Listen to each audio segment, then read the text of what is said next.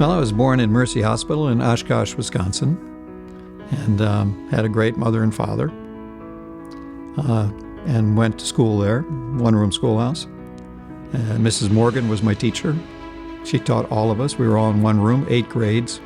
So it gave you a chance to hear everybody else's lesson, and that if you were in first grade or third grade, you heard the 8th grade lessons, and I think that gave you a little step up. And so it was a great experience.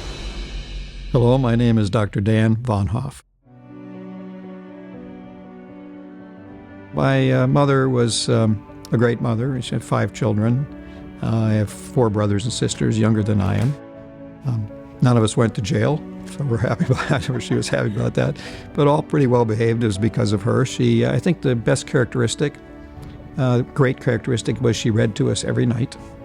We could all together. And she really believed in education. My father's a veteran and served in World War II. Great example, he's a bricklayer. Went back to college at a later age so he could become a teacher, which he did, vocational teacher. But he was a super hard worker and took me along. He said that never use the word impossible, and that's too hard, because he showed me that it wasn't. So we took on big projects, finished them.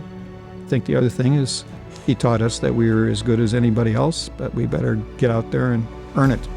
We were selected early on to be in a special program where they were studying some of the people from one-room schoolhouses in Wisconsin. And what I really wanted to do was be a reporter. Who, what, when, where, and why. So they took us to the University of Wisconsin and put us in a couple of classes. One was in the School of Journalism, which you know is a very good school of journalism. And the other one was tours through the anatomy lab. And I think that kind of solidified, since I wasn't too good a writer at that time, that maybe medicine was the way to go. I first got connected to Arizona because I was working alone at the National Cancer Institute. We were growing human tumors in culture dishes, right? And trying to find out what types of drugs or radiation would it actually kill those tumor cells, so then we could apply it in a person.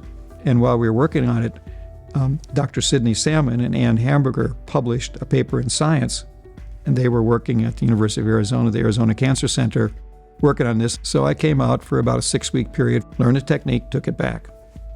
And then probably 15 years later, actually 20 years later, Sid called my wife, Ann, and told her that he was dying of pancreas cancer. Would I help keep the dream alive and come be the director of the Arizona Cancer Center? I came home, walked in the door. She said, "We're going, aren't you?" That's how I got to Arizona. Ann's a saint, most people will say, right? We've been married 50 years. We have 3 children, 3 a boy and 2 girls, great kids, and we have 9 grandchildren.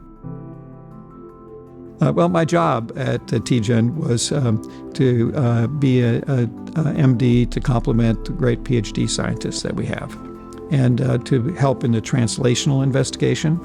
The first thing we started on was with Dr. Jeff Trent, profiling patients' tumors. He brought incredible technology here, and we put that together with the ability to see patients who had progressed, and of course, as you know, that's caught on all over, that molecular profiling to try to do the best, not only in people whose tumors have progressed, but also a front line. So now molecular profiling is just what we do every day. Technology has changed medicine so dramatically, and TGen really has always been on the front line of that. And I see that that's the future of TGen too, not only in cancer, but in rare childhood diseases. We've been fortunate to work on and do the FDA approval trials for 3 of the 4 drugs that improve survival for patients with pancreatic cancer. To cure always, but comfort too. I think the other thing is teach the next generation, because we realize we won't do everything we want to, but teaching is really a critical piece of it. Pretty easy to be humble when you're still losing people to this disease. We have a long ways to go, but it is better than it used to be, that's for sure. And there's more hope and reality. That's what's encouraging, but we don't want to stop.